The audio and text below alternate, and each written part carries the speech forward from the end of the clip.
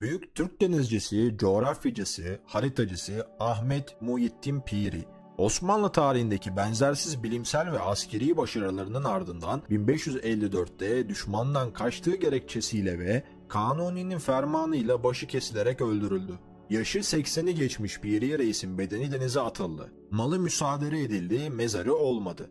Yaptığı haritalar 1929'da tesadüfen bulundu ve Atatürk'ün talimatıyla tek kara basılarak dünyaya mal edildi.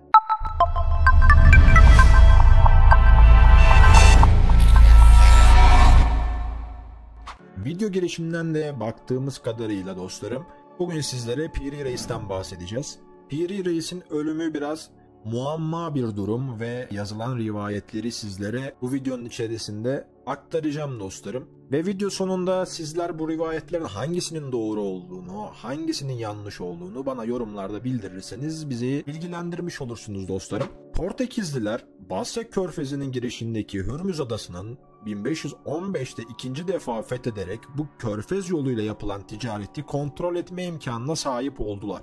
Ama Osmanlı hakimiyeti altındaki Aden'i ele geçiremedikleri için Kızıldeniz ile Hindistan arasındaki Müslüman ticaretine engel olamadılar. Osmanlı Devleti hem Kızıldeniz'in güvenliğini sağlamak hem de Hint Okyanusu'nun Portekizlilere karşı mücadelede etmen amacıyla 1525'te Süveyş'te bir deniz üssü kurdu. Buradaki donanmanın başına 1547'de Piri Reis getirildi. O sıralar Osmanlıların Hint Okyanusu'ndaki yegane limanı olan Aden'de yerli Araplar isyan ederek hakimiyeti ele geçirmişlerdi. Piri Reis, Portekizlilerin himayesine girmeye meyilli olan Aden Şeyhi'nin isyanını 1549'da bastırarak burasını yeniden Osmanlı hakimiyetine dahil etti. Bu başarısından sonra Kanuni Sultan Süleyman ona yeni bir görev verdi. Buna göre Süveyş'ten donanmasıyla Basra'ya gidecek ve oradaki 15.000 askeri aldıktan ve diğer gemileri donanmasına dahil ettikten sonra ani bir hareketle Hürmüz Adası'nı ele geçirecekti. Bu hareketi başarıyla gerçekleştirebilmek için Basra'ya ulaşana kadar Portekizlilerin husumetine yol açacak bir davranıştan kaçınması da gerekiyordu. Ne var ki Piri Reis Basra'ya ulaşmayı beklemeden önce Maskat'ı yağmaladı.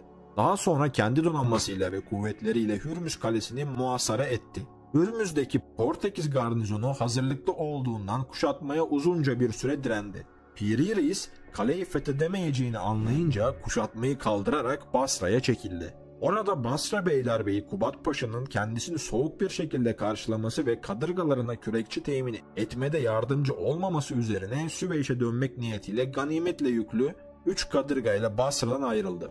Fırtınalı bir gecede Portekizlilere fark ettirmeden Hürmüz Boğazı'nı aşmaya muvaffak oldu. Mısır'a geldiğinde tutuklandı ve daha sonra gönderilen padişah fermanı uyarınca Kahire'de boynu vurularak idam edildi. Bizim Türk kaynaklarımızda ve Profesör Doktor Ertuğrul Önalp'in yazmış olduğu makalesinde böyle bir ifade geçiyor. Şimdi de bir Portekiz kaynağına bakalım dostlarım. Türk kaynaklarında Piri Reis'in idam sebebi hakkında bir görüş birliği olmamasına mukabil, bu konuda Portekizli yazar Couto'nun ve onun eserine dayanan diğer Portekizli tarihçilerin düşüncesine göre Piri Reis idam edilmesinin esas sebebi padişahın emrine itaatsizlikti.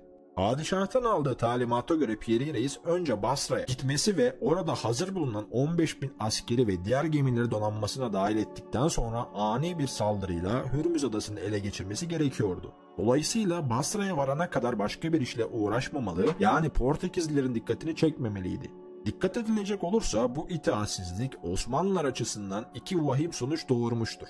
Birincisi, Hürmüz Adası'nın ani bir saldırıyla fethedilmesi imkanının Portekizlilerin o sulara kuvvetli bir donanma göndererek önlem almalarıyla tamamen ortadan kalkmış olmasıdır. Gerçekten de Hürmüz fethedilmediği sürece Türklerin ne Basra Körfezi yoluyla Hint Okyanusu'na rahat bir şekilde ulaşmalarını ne de Acemlere karşı yaptıkları savaşlarda Kızıldeniz yoluyla Basra'ya ikmal yapmaları mümkün değildi.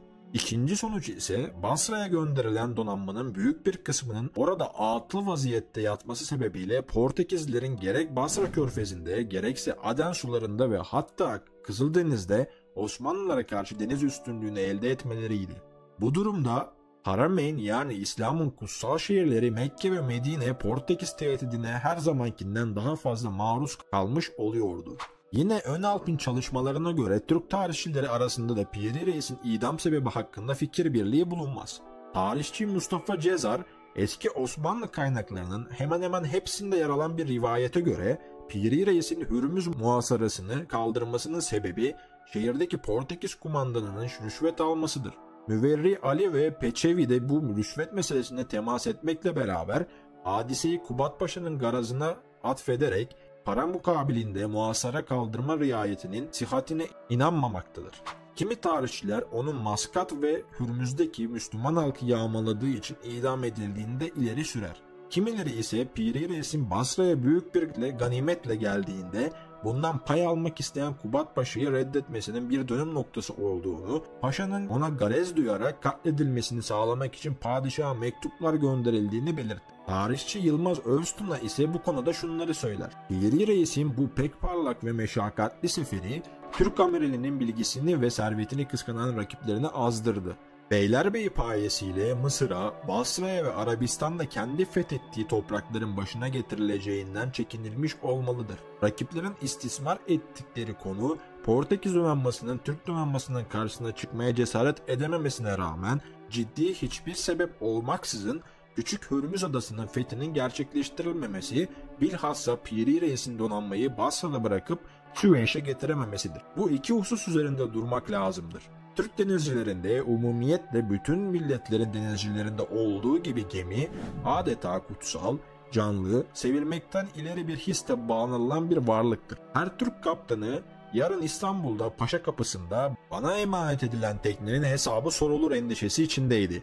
Onun için Piri Reis gibi Osmanlı Cihan Şumul denizciliğinin piri olan Kemal Reis'in yanında yetişmiş pek tecrübeli ve ihtiyar bir amiralin çok ciddi sebepler olmaksızın donanmasını şu veya bu vesiyetle başka bir Türk limanında bırakıp amirallik merkezi olan Süveyş'e dönemeyeceği de aşikardı. Donanmanın Portekizlilere kaptırıldığı rivayetleri İstanbul'a gelmiş ve imparatorluk taht şehrinde büyük dedikodular yapılmış, teessürler ishar edilmiştir. Sadrazam Rüstem Paşa'nın da korsanlıktan yetişmiş, boyun eğmez Türk amirallerinin nefreti malum olduğundan Piri Reis aleyhindeki havayı körüklediği muhakkak sayılabilir. Bunun üzerine Kanuni asrını lekeleyen birkaç hadiseden birini teşkil eden bir ferman çıkartılarak Büyük Denizli'nin başına vurulmasına karar vermiştir. Bu vaziyetten 1. derecede Kubat Paşa, 2. derecede Sultanzade olan Mısır Beylerbeyi Dukaginzade Mehmet Paşa mesuldür. Kubat Paşa, Basra'da Piri Reis'i fırtınadan zarar gören kadırgaları için kürek gibi teçhizatları bile temin etmemek suretiyle hislerini zaten ishar etmişti. Dukaginzade ise kendisi ana tarafından Osmanoğlu olduğu halde Türk amiralinin şahsını gölgede bırakan servet ve nüfusunu kıskanıyordu. Piri Reis'in düşmanları onun idam edilmiş bulunan Sadrazam Damat İbrahim Paşa'nın adamı olduğu ileri sürecek kadar da akıl sahasından dışarı çıkmışlardır. 1976'da vefat eden tarihçi Cengiz Orhonlu ise konuyla ilgili şu şekilde fikirlerde de bulunmuş. Piri Reis'in katli hakkında çağdaş ve çağdaş olmayan tarihçilerin aldıkları tutum dikkate değer. Peçhülü İbrahim ve Katip Çelebi herhangi bir beyanda bulunmayarak yalnız olayı nakletmektedirler.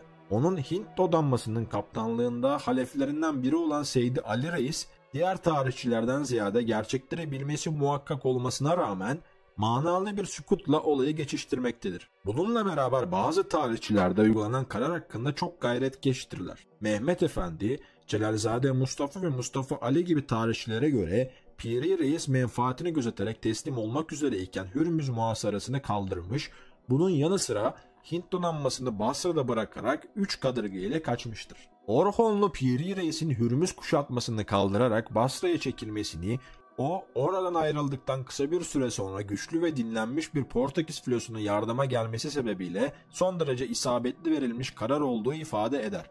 Ayrıca kürekçi temin etmediği güçlükten dolayı onun yıpranmış olan kadırgaları Basra'da bırakarak sadece 3 kadırgaya dönmesini de makul bir davranış olarak da görür. Portekiz kaynaklarında Piri Reis'in rüşvet aldığına dair herhangi bir bilgi yoktur. Zaten Portekizli tarihçilerin olayı nakşedişlerinde anlaşıldığı kadarıyla rüşvet alması söz konusu da olamaz. Hürmüz Kalesi kumandanı Alvaro Noraha, Kral 3. Joa'ya yazdığı 31 Ekim 1552 tarihli mektup mühtevasından da anlaşıldığına göre Piri Reis'in Hürmüz kuşatmasını kaldırmasının esas nedeni mühimmatının azalmasıdır. Hiç kuşku yok ki Türkler kuşatmaya başladıkları gibi devam etseler surları tamamen yıkabilirlerdi. Sonunda onları öyle zor durumlara soktuk ve öyle tehlikelerle karşı karşıya bıraktık ki kaybetmeleri kaçınılmaz oldu. Bu sebepten ve buraya gelirken bir kalyonun Babül Menteb boğazından geçerken batmasından ötürü levazım, barut ve harp malzemelerinde sıkıntıya düştüler ve kuşatmayı kaldırmaya mecbur oldular. Koto'ya göre Piri Reis'in Hürmüz kuşatmasını kaldırmasının başlıca sebebi kaleyi günlerce topyekün kuşatmasına rağmen bir sonuç alamamasıdır. Tüm bu yazılan makalelere ve yapılan sohbetler sonucunda dostlarım, en büyük coğrafyacılardan ve denizcilerden olan Piri Reis'in hiçbir başarı cezasız kalma deyişiyle hem idam edilmiş hem de tarihten silinmiştir dostlar. Büyük bir muamma olan ölümünden sonra Piri Reis'in tüm bedeni parçalanarak denize atılmıştır ve bir mezarı bulunmamaktadır dostlarım. Sizler yapmış olduğunuz araştırmalardan ötürü hangi teorinin doğru olduğunu bizlere yorumlarda belirtirseniz hepimizi bilgilendirmiş olursunuz dostlarım. Ben bulmuş olduğum ve araştırmış olduğum tüm makaleleri sizlere kısa kısa özetleyerek sunmak istedim ve bu konu hakkında sizlerle de tartışma yaratmak istedim dostlarım. Umarım faydalı bir video olmuştur. Kanalımızın büyümesinin devam etmesi ve videolarımızın öne çıkarılması için muhakkak ki yorum ve beğeniler bizim için önemlidir dostlarım. Bunları aksatmadan yaparsak gerçekten beni de mutlu etmiş olursunuz. Bir dahaki video gelene kadar kendinize çok çok iyi bakın. Görüşmek üzere Eğitim Masası ailesi.